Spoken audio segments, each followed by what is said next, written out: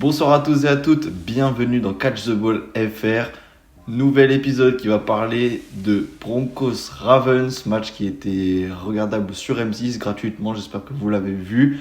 On est avec Hugo pour en parler. Comment ça va Hugo ? Ça va, tranquillement, et toi Louis? Ça va super, n'hésitez pas à nous dire ce que vous avez pensé du match et nous on en parle juste après le générique. C'est parti. Jayden Reed, his second touchdown today. Sneed, it's out. Know your role and shut your mouth. And he was like, I don't care, catch the ball. Les Broncos qui ont donc perdu 10-41 sur le terrain des Ravens. Hugo, classiquement, quelle note tu donnes à ce match ? 4 sur 10. 4 sur 10 pour l'ennui en soi. Si vous êtes fan des Ravens, ça doit être un 10 sur 10. Ouais. Ils auront bien déployé leur jeu. C'est vrai que moi j'en attendais un peu plus, quoi. Je voyais les Broncos en forme. Je les sentais capables de tenir tête à ces Ravens qui avaient quand même flop la semaine dernière face aux Browns. Mais non, tout est revenu à la normale et du coup je me suis un peu ennuyé en seconde mi-temps, quoi. Du coup 4 sur 10. Et toi Louis ? Moi, je vais donner un 3,5 pour qu'on reste dans les dynamiques. 3,75 même, allez, on va rester dans les dynamiques de je vais rester en dessous de toi, mais totalement. Et du coup, on peut commencer justement sur ces Broncos qui sont notre upset un peu parce qu'on les avait un peu loués dans la dernière débrief de week. On était là, ils sont en 5-3, on les oublie, il y a les Chiefs devant. Bonix, il est en train de faire un parcours pas trop dégueulasse. Et là, il a quand même montré certaines limites. Certes, c'était contre les Ravens, mais moi, je ne l'ai pas trouvé exceptionnel pendant ce match-là. Qu'est-ce qu'on a pensé ? Ça va encore, franchement, je Ok. trouve que ça va. J'étais plutôt satisfait de lui. En fait, vraiment en première mi-temps. Je sais pas ce qui s'est passé en deuxième mi-temps, mais ils sont restés dans le vestiaire, les Broncos. Euh, J'ai bien aimé, il a sauvé quelques actions, il a réussi à improviser, trouver des receveurs, à courir aussi beaucoup, courir et éviter des plaquages. Je trouvais que voilà, c'est pas un match si compliqué.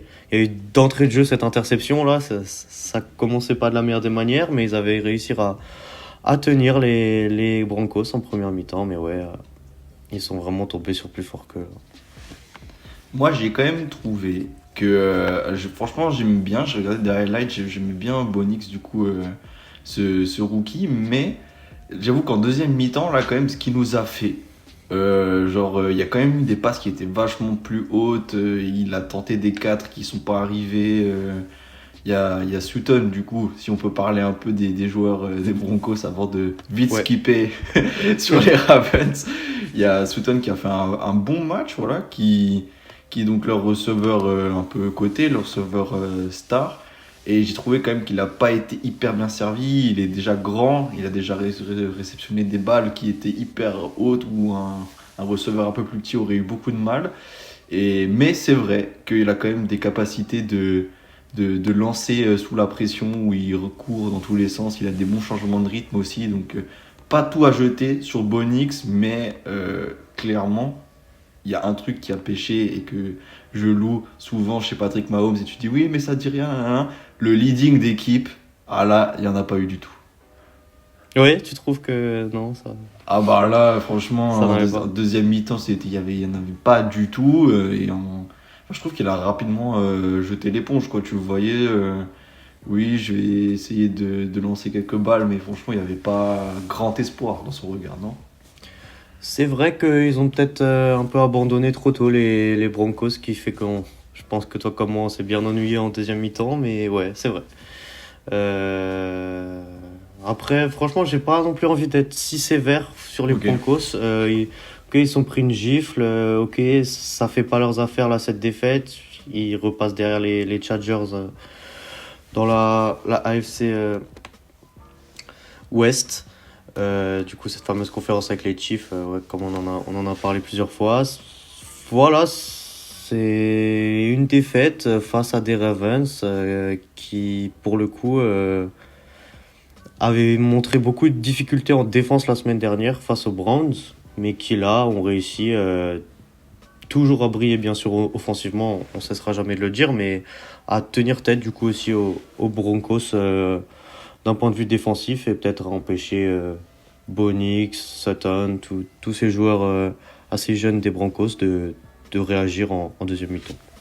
Je sais pas si t'as vu, enfin, si t'as eu le même ressentiment que moi, c'est que vraiment sur ce dernier quart-temps, et même dans le troisième, ils tenaient vraiment à pas prendre 2 points. C'est pour ça aussi peut-être que les Broncos sont pas marqués, mais dans le quatrième quart-temps, ils ont mis comme si pour dire que face aux Browns c'était juste une erreur de route et on sait gérer en défense, quoi.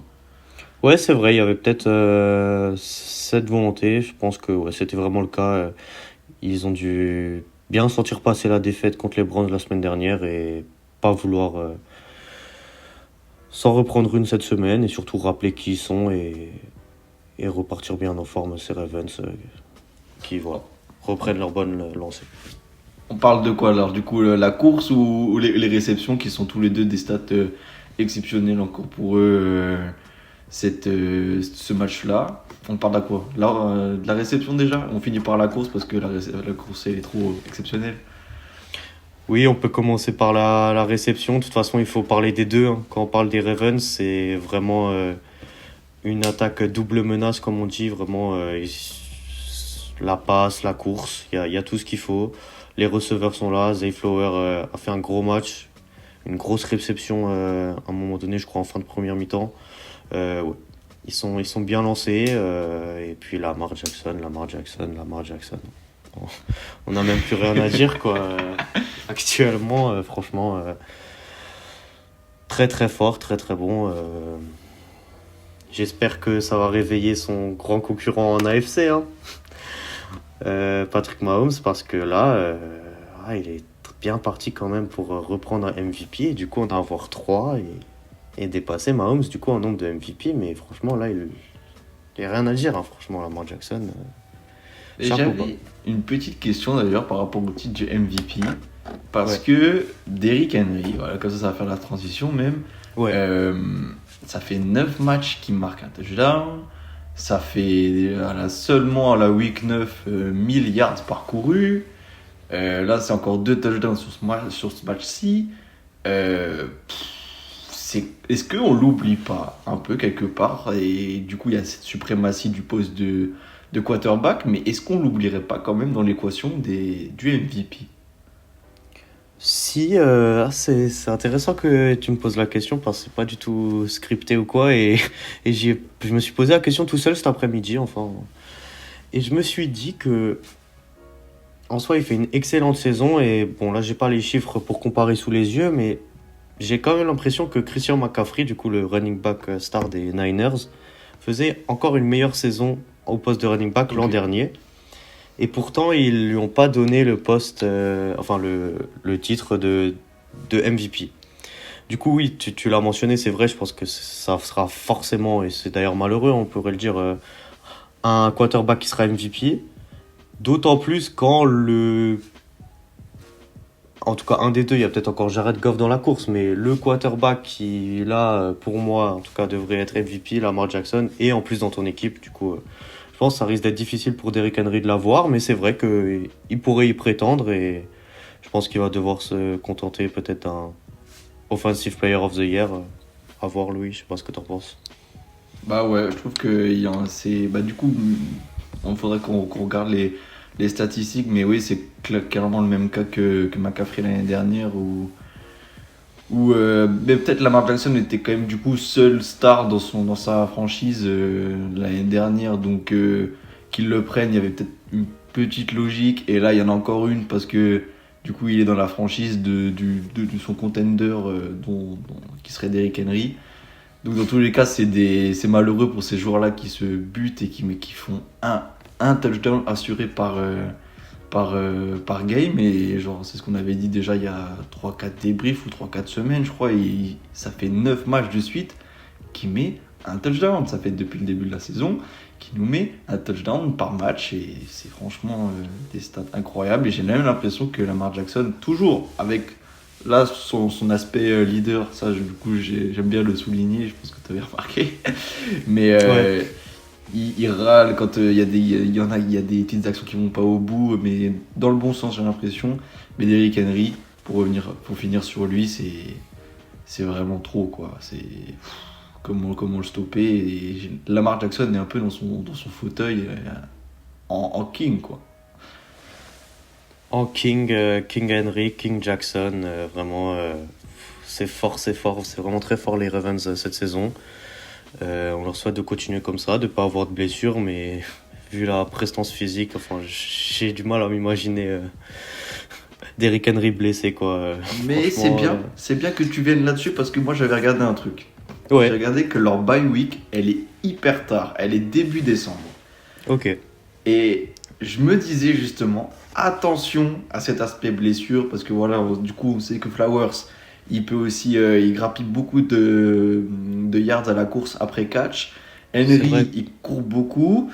Attention à ce risque de blessure quand même. C'est vrai, t'as bien fait de parler de Flowers. Si je devais imaginer une blessure, ce que bien sûr je ne souhaite pas aux Ravens, ça serait plus sur un receveur, Bateman ou Flowers. Et ouais, faire attention dans les prochaines semaines surtout, parce que pour le coup, je trouve qu'en vrai, elle est pas si mal placée leur bye week. Surtout pour une franchise que je vois aller très très loin dans la saison. Du coup, ça leur fera vraiment une mi-saison, quoi, parce que je pense qu'ils vont aller jouer jusqu'en fin janvier, voire peut-être février, hein, ça on verra. Surtout que je les vois pas finir first seed de l'AFC. Je pense que on pourra en redébattre, mais je pense que ça sera quand même les Chiefs du coup cette année et que du coup ils devront jouer dès la wild card, dès les quarts de finale des playoffs et ça peut être pas mal pour leur permettre un petit moment de souffler aux Ravens Ok, en décembre bah, du coup. j'espère que c'est bien calculé, parce que du coup, ce sera le week 14, leur bye week. Ok.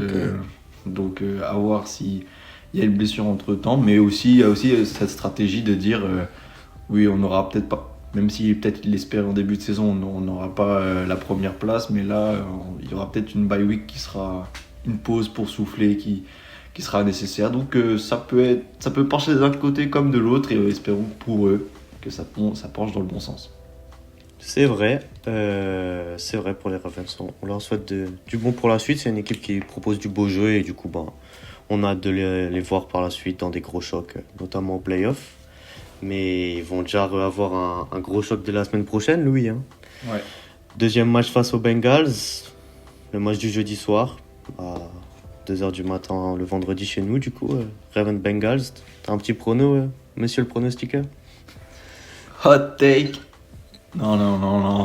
Je vous calme tout de suite, ça sera les Ravens qui vont gagner pour moi. Ça me paraît être assez évident, à part si tu as un hot take à nous dire. Si on n'avait pas eu ce match là face aux Broncos, je l'aurais peut-être mis, allez, les Bengals Ok. vainqueurs, mais là non, ils ont trop marché sur des Broncos qui sont quand même en forme hein, en ce moment, on le rappelle. Enfin, les Broncos, c'est pas une équipe en galère. C'est peut-être d'ailleurs une des bonnes surprises de ce début de saison, mais là, ils sont fait marcher dessus par les Ravens. Je pense pas qu'ils vont marcher totalement sur les Bengals, en tout cas, je leur souhaite pas, mais ouais, je les vois gagner contre les Bengals. Les Ravens. Et avant de passer du coup à l'avenir des Broncos aussi peut-être, dans leur division, ils sont donc en concurrence avec Pittsburgh. Pittsburgh qui est juste au-dessus en 6-2. Est-ce que ils vont réussir à la prendre ou on revient du coup, je crois qu'on avait même eu le débat la dernière semaine. Ouais, la semaine dernière. Ouais. Pour moi, je vais rester sur mon point de vue. Je pense que oui, ils vont l'avoir, les Ravens. Je sais Ok. pas ce que t'en penses. Mais... Je vais rester sur mon hot take et je vais dire que Pittsburgh la garde.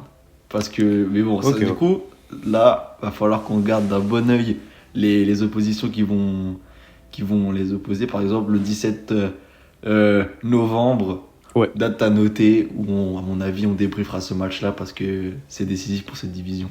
Ah ouais, et franchement, ça va être des grosses affiches, des gros matchs là, de la division, de l'AFC, mais tout simplement de la NFL. Hein. Deux grosses franchises, les Ravens et les Steelers.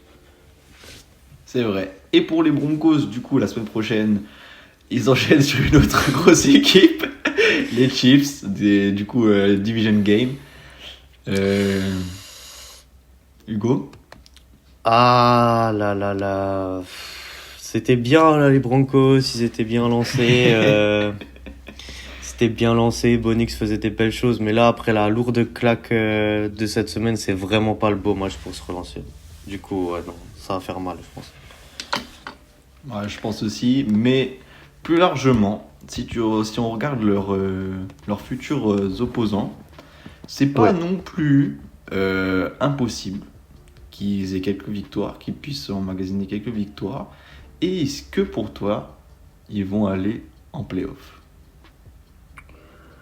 En vrai, je pense que oui. Il Ok. faudra vraiment faire attention. Et par contre, là, je les vois perdre ce match contre les Chiefs, mais je l'avais dit dans l'ancienne vidéo, du coup, petit aparté, je pense qu'ils peuvent peut-être prendre les Chiefs sur un des deux matchs, mais pas la semaine prochaine. Ouais. Et ouais, je pense qu'il y a de la place, il y a de la place pour aller au playoff. Bien sûr, pas en gagnant la division, hein, qui va être, qui va être, on sait pour qui, mais quand même, je trouve qu'il y a beaucoup plus de place pour le coup pour aller au playoff en AFC qu'en NFC. Et je pense que ouais, ils vont pouvoir le faire.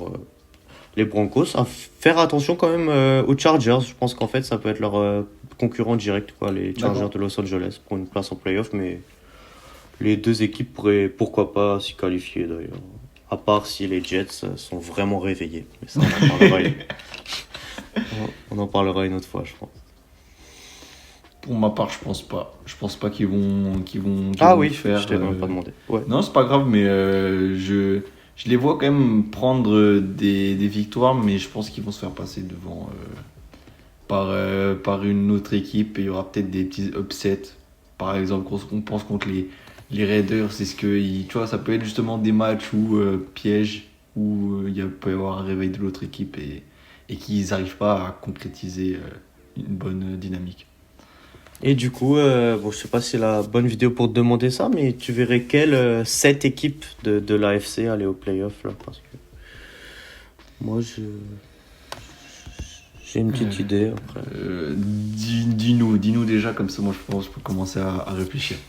Alors, je verrais les vainqueurs de division, du coup, les Bills, les Chiefs, les Ravens et les Texans, ça fait 4. Je verrais du coup les Steelers aussi aller au playoff, les Broncos et les Jets ou les Chargers. Ça, je laisse encore l'avenir nous voir parce que pourquoi pas que les Jets pourraient faire un chemin du grand retour, mais ça serait quand même incroyable.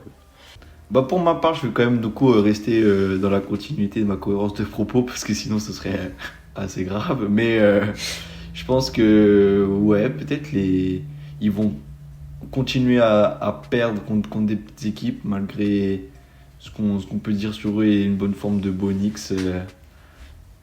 Peut-être que les Bengals et les Jets, s'ils continuent de se réveiller, peuvent passer devant eux mais en tout cas, je vois peut-être les Colts sur gagner qu'eux en tout cas avec Joe Flacco et pourquoi pas Richardson qui s'était pris une sauce la dernière fois et peut-être revenir avec de l'orgueil. C'est vrai, les Colts que j'ai un peu sous-estimé, mais c'est aussi des concurrents au playoff, t'as raison.